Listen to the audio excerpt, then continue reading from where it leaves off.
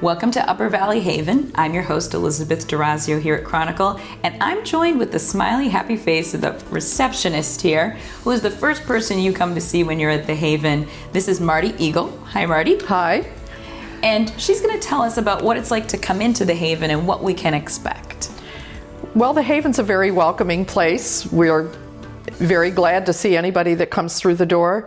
I've been here long enough that I know by name quite a few of our clients who come in on a regular basis, and I can greet them by name, and I think they appreciate that. Yes. We do have a fair number of new households that are coming into the Haven every week, and that is also part of my job, is to register them, just get a little basic information and get them into the system. I give them a mini tour of what kind of services we have, show them where the food shelf is, where they can get their groceries, and just try to make it comfortable and easy for people. The Haven helps over 10,000 households. We have actually had an increasing number of households coming into the Haven, and I can imagine. I believe in September we actually set a new record for households coming to the food shelf. And in one sense, that's a good thing because you're able to help them, but in one sense, it's a bad thing also that the need is now getting more and more Exactly. extreme. Yeah, I mean, I think we have an awful lot of support from our community here, and that enables us to do what we do. But on the other hand, like you said, it is really troubling to see the number of people that are looking for help, and that is a concern for sure. And one thing I'm really glad we get to highlight you right now at this time of year before the holidays hit. Everyone tends to think of food pantries around Christmas. And like, oh yes, but what people forget is the need is constant year round. What are some items and things you typically need in that pantry that we can help?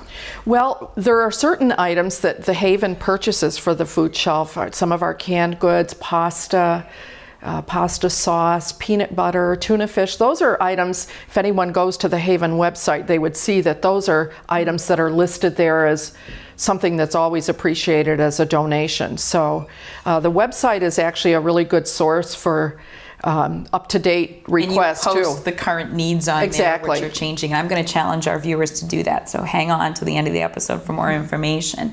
And I think one of the sad things is when times get tight, you think of, I've got to pay the electric bill, I've got to keep warm, I've got to put gas in the tank. I can kind of cut back here or here on food, and until you've been there, you don't realize it. But there are households in this area where the food budget's getting cut. It's really sad if you have to choose between paying your rent or paying a medical bill or buying groceries. That's really, I can imagine how frightening that would be. One of the things I noticed when I just came in here was the friendly aspect of walking in. Immediately people helped me. You could see in each of the rooms very personal attention. No one should be afraid to ask for help. Oh, absolutely not. And I honestly think the Haven is such a welcoming place. Most people that come into the Haven come to my desk, and so I'm sort of the first contact or the face that they see. And like I said, I recognize a lot of people. But new folks are always welcome to come in, and we're happy to explain what our services are and how we can help them.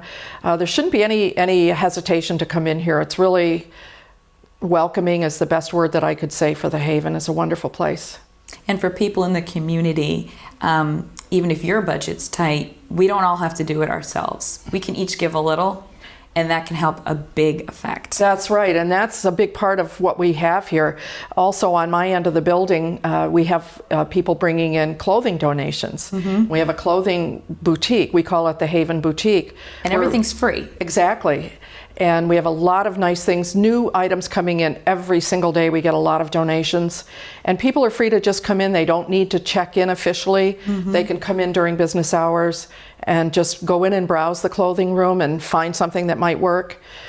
We also have produce available down at my end of the building, separate from the food shelf, that people can come in and access on a day when they're not doing a food shelf. Right. And that's available, as well as bread. So those are all things that people can just come in.